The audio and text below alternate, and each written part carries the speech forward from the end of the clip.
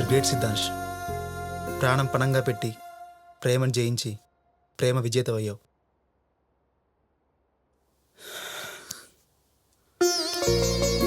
All the best. Arvind,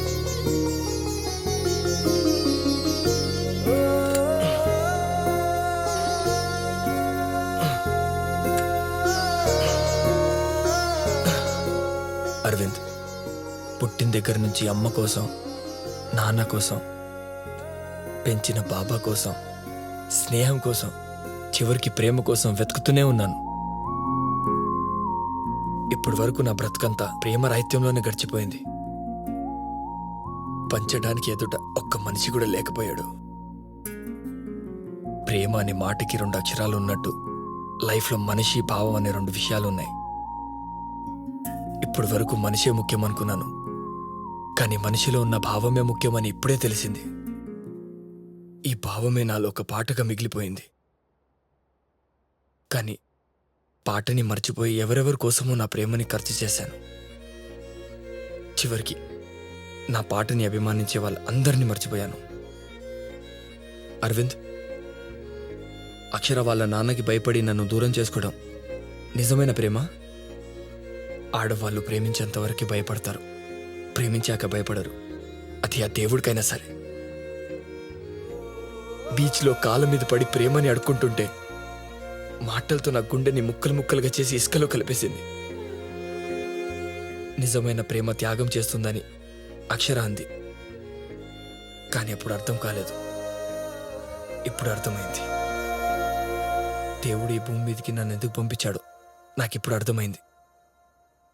నా target నాకు స్పష్టంగా కనిపిస్తుంది. ఇక నా పాటనే ఆరాధిస్తాను, ప్రేమిస్తాను. ఎంగేజ్మెంట్ జరిగిందంటే సగం పెళ్లి జరిగినట్టే. అక్షర నీదే అరవింద్, తీసుకో. సిద్ధాంశ్ ఆగు బావా. కాలంతో ప్రయాణించి బొగ్గు వజ్రమైంది, ప్రేమలో ప్రయాణించి సిద్ధాంశ్ బుద్ధుడయ్యాడు. వెళ్దాం పద. అక్షర నువ్వు ఆగు. సిద్ధాంశ్ స్టాప్ ఇట్, ఇనఫ్. అక్షర అడిగినట్టే నేను లైఫ్ లాంగ్ తనకి బెస్ట్ ఫ్రెండ్గానే ఉంటాను. అదెలా ప్రూవ్ చేస్తావు?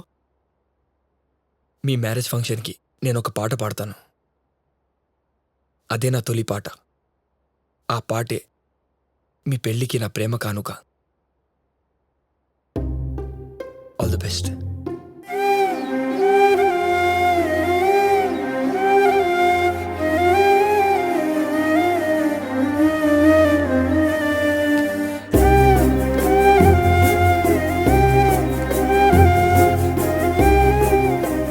ఆ క్షణాన నిజమైన ఫ్రెండ్ సిద్ధుగా మారి అక్షర బాధని పంచుకోవడానికి ఫోన్ చేశాను.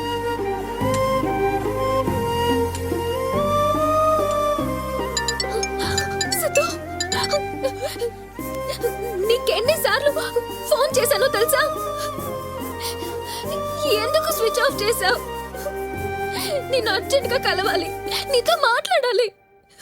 ఎక్కడున్నా? ఎక్కడికి వెళ్ళలేదు అక్షర, ఇక్కడే ఉన్నాను. ఒక్కసారి వెనక్కి తిరిగి చూడు.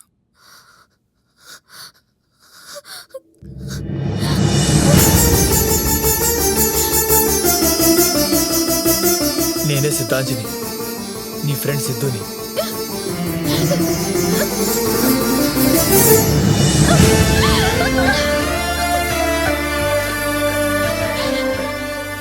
ఊరుకో అక్షర, ఏంటి చిన్నపిల్లలా ఏడుస్తున్నావు? ఊరుకో. మీ మగాళ్ళు మోసం చేసి ఏడిపిస్తారు, త్యాగం చేసి ఏడిపిస్తారు.